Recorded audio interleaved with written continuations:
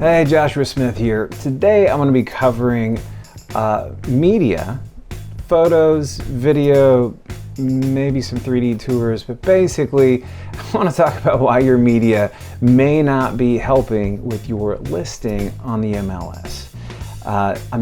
This is not to shoot down anybody else's media. As a producer for a couple of decades now myself, I have a company that does my photos and video, and I self-critique all the time. Every listing that I do, I try to improve and get better at how we do angles, how we do lighting, etc. All the choices that we make when we do our production for our listings.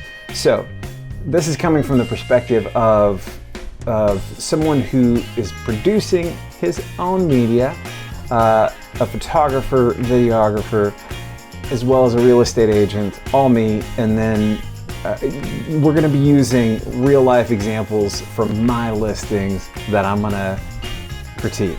So this is going to help you if you're listing. It's also some good advice for buyers on what to look for. So buyers, sellers, agents, whoever this might be helpful for, I think this is going to be fun for you. So let's dive in, shall we? What's up? My name is Joshua Smith. I'm with the Home Agent Group. I want to talk to you about what you're up to and how we can expand together. To be honest with you, you can cut this if you need to. That was the highlight of our entire trip. All right, so this first listing that we're going to look at, these photos are for a townhome. Now, I like these photos, the way that they came out overall. Lighting's good, natural color, it's honest media.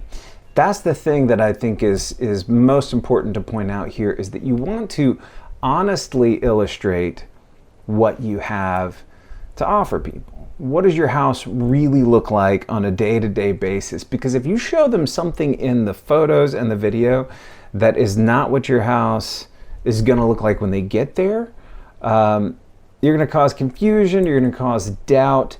This is not the best first impression to make. So it's sort of like catfishing, actually. You send somebody a photo of your cousin and then you show up. That's not a good look. So it's not even what you look like. So in going through these photos, I'll say there's a couple of things that, like this one right here, this is a good example of something that I put into the MLS just to show a through line between the rooms. You can see over here where the living room is. You can see this is where the bathroom starts, and then we get into the next photo. This is a more true, accurate photo of the bathroom itself. The one thing I'll say in this photo that I don't like is these towels. Honestly, if I were taking these photos, I would have just probably taken these towels down. The photographer that I used this particular day, and this is pretty common, was not that experienced as a real estate photographer, so I gave him a lot of direction before he got started. But unfortunately, yeah, I think I probably told him to take the towels down if they looked too rumpled, or if he didn't think that they looked good. He must have thought they looked fine. He definitely did a great job of composition. So these straight lines, I like to follow straight lines on my photos, and there's certain things that I definitely look for. I edit most of my own photos. But like this kind of thing, we couldn't really avoid how busy this looks up here. But the one thing I did tell him to do is make sure he at least organized the tops of the washer and dryer a little bit. I probably would have tried to close this lid right here if I can get my mouse to get big again. Yeah, right there. I would probably close that lid. But the rest of this, I mean, only so much you can do. Maybe would have taken this bit down here, moved these over from the center off to the side with the rest of these pieces. You know, so may have organized this a bit better myself. I did tell him he didn't need to show the entire washer and dryer, because this particular house, the washer and dryer are probably not going to stay. The seller wants to keep them. This is a good photo overall of the kitchen. There's a few great angles of the kitchen. And again, any time that we can show from one room to the next is a good idea. But this photo shows one blaring thing that I'd like to point out, and that is, again, the towels. They've got creases in them, clearly, you know, probably clean, but have just gotten thrown up here maybe that morning. So I would say get rid of them. Less is more. You know, anything smaller than a grapefruit should be taken off the counters, is what I tell all my clients. There's a lot of other rules about depersonalizing, but decluttering is so important, especially for photos, for video, because as people are looking through these things, they don't want to be distracted by anything. A little pop of color in the foreground, it's out of focus.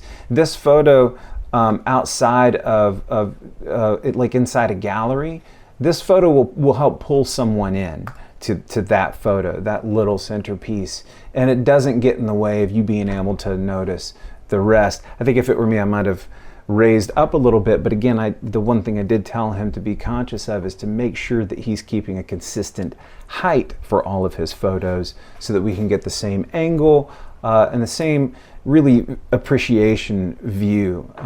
If you have the same vantage point for every room, it's gonna help tie the images together.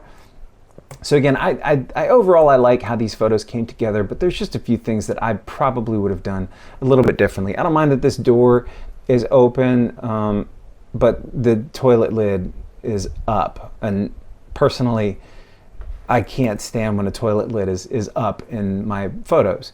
I'm not going to reshoot these photos. None of these things are bad enough that I would reshoot anything. He did a good choice here by not showing the entire closet. I may have shot it from a little bit further back so that you saw a little bit less of that clutter in the closet, maybe just the drum and these pants here. But overall, good image, you know, nothing to complain about. This little pop of color right here, again, could have straightened those covers out and made that a little bit different. This cloth right here, this hand towel, is definitely, it's just not square, so it's distracting and it looks unkept. So just one of those things that you may or may not notice. Even this little bitty thing down here in the corner, like no one may ever see that, or they may. I like what he's doing here. This is a suggestion I made where you open a door and then even show the inside through the mirror. Like that, those little suggestions to show the extra storage space, that's all very good, but anytime you have a full closet, it's sometimes good to just make the decision not to show that. But when you can, that's a good idea to do it.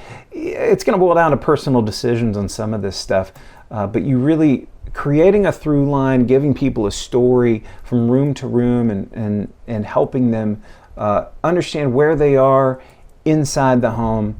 All of those are good things, but just making sure that there's nothing to pull people's attention toward things that just don't look good. That's it. So honest photos.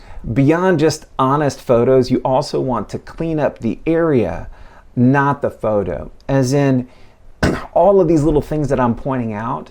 Let me go to another listing set here, these photos. So this one, these guys did a great job. The seller was with me the whole time. I did these photos personally, and we made sure that we spent a lot of time focusing on every room. You know, I couldn't do anything about this cord down here, but again, I'm not going to clean that up in post. I'm just going to keep the rest of the room clean. I'm going to leave it in there, but I'm going to make sure that it's framed in such a way that it's not distracting. You know, same thing with this, like none of this feels overly cluttered. Now this is intentional right here. You see there's stuff back here on this little piece of furniture. So I covered that up with my positioning, making sure that this screen and this lamp here were covering it just enough that it didn't become distracting. And again, open doors so you can see through into the other room. Also making sure that I'm not in that mirror in the background.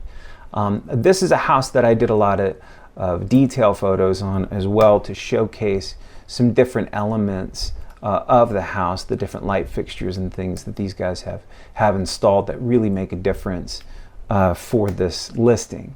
We're talking about two completely different price points here on these two houses, so it's a different type of photography almost, where you put a little bit more attention to detail. But here's a good set of towels. Folded, clean, upright, wrinkles, it's true, you know, it's honest. I'm not going to clean those wrinkles up, but I can show these and feel confident about them because they're folded and nice. They're not going to distract somebody from the setting. Yeah, so again, more detail photos. And that's another thing about editing is color. All of these photos and both sets of photos, all these photos are not just honest, but they're also true to color. White balance is an effect that happens in cameras. Your eyes automatically adjust, and so I will let the cameras automatically adjust, but you don't necessarily know that that's happening until you're in a room. Like this room, you can see that bathroom is orange and this room is blue. Even this light up here is very white. That's just a higher Kelvin rate. But basically this photo, even though it looks white, whiter than that orange is down here, that's the actual white balance in the room. So that's why this photo appears different than the other. White balance can be a little bit hard to make choices, but you just want to make sure that you're not changing the color that people should expect when they get into a room. This is what your eyes are going to see when you're in that bathroom, right?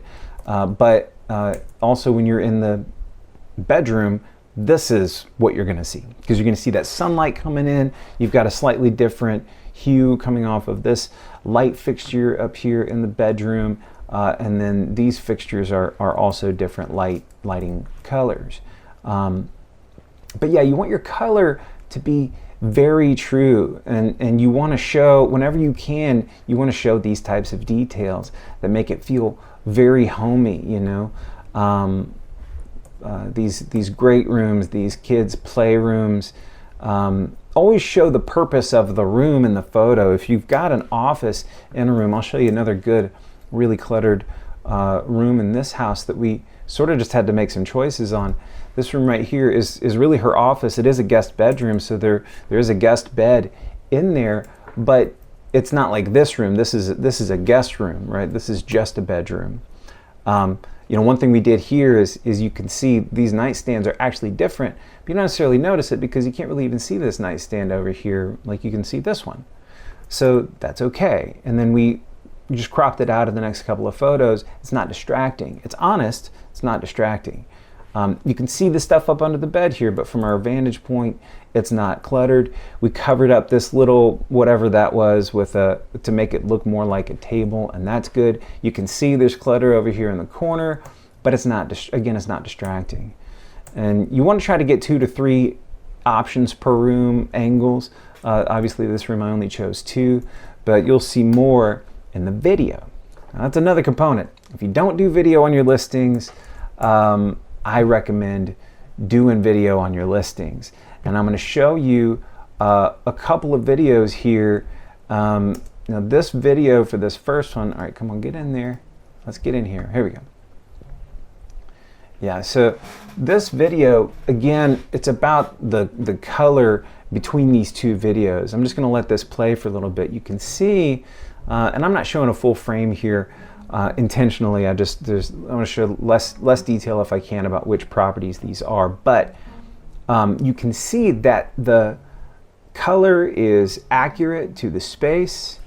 I'm not trying to distract from anything by changing the color, and I really want to show people less walking around. That actually can get distracting. What I want to show people is just these pans that help you tie the rooms together. It's a walkthrough tour is really what the video is about and what it's supposed to be.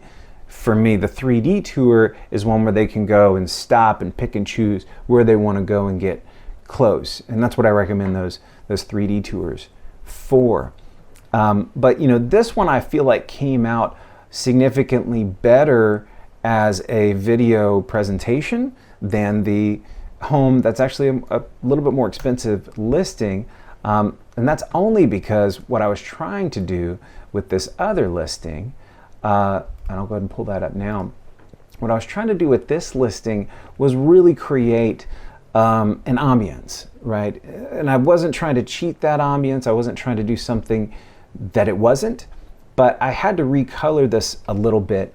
And again, it was more of a white balance coloring, but because I did change that color a little bit, I got some feedback, some negative feedback on this saying, you know, it was really hard to tell what the color of that wallpaper was, for example. It looked blue and white, but in the video it looked black and white. Let me see if I can get over to where Yeah, this room right here. They said it almost looks black and white, and it does. And it's not any fault of the camera, but I probably should have picked a white balance per room in this. If you're a videographer, that might be a better idea, as opposed to keeping it as an auto exposure, auto white balance all the time. Those are options that you have. Anyway, not to get too technical, too heavy on this. Basically, I just wanted to go through some of the things to think about when you're putting your listing media together as a seller, and when you're looking at listing media as a buyer. What you're looking for is you want to look for the scratches, the dents, those things that are obvious in the cabinets and on the floors, that you can actually grab from those photos. Don't let a really well composed photo tell you that the house is better than it is. Not to say that the house is bad, but you get what I mean. You can't let the photos, photos should always be great photos for the media. I don't think using your iPhone to get images is a good idea, unless you really can get a good composition, and then you're going to go into post and sharpen that and make sure that it looks correct on a screen. But whatever you're using to grab your images, have them be high quality. But again, as the buyer, what you're looking for, you want to go look past the photo quality at the quality of the house, because those photos are going to show you certain things that will set your expectation in that house. What we should be doing as agents is providing an honest set of media that is portraying the real image of that house and what it's like to be standing in that room. That's the goal of this media. So best advice I can give is just be honest, keep it clean, keep it colored correctly. You can make it as bright and as poignant color, vibrant as you want, but try to keep it true to what the house is for those buyers, because what you're trying to do is match the right buyer with the product that you're selling. Anyway, I guess that's pretty much all I have for today. In the next video, I'm going to go over 2023, what it's been like this year. I don't have any preconceived notions about what the rest of 2023 is going to look like, or what 2024 is going to be like. So no idea there, but check that video out. It'll be next week. And then I'm out of town actually right now when you're watching this video. So hopefully you enjoyed it. Hopefully you enjoy next week. The following week I'll be back. We'll be doing some more content. Thanks for watching, and we'll see you next time.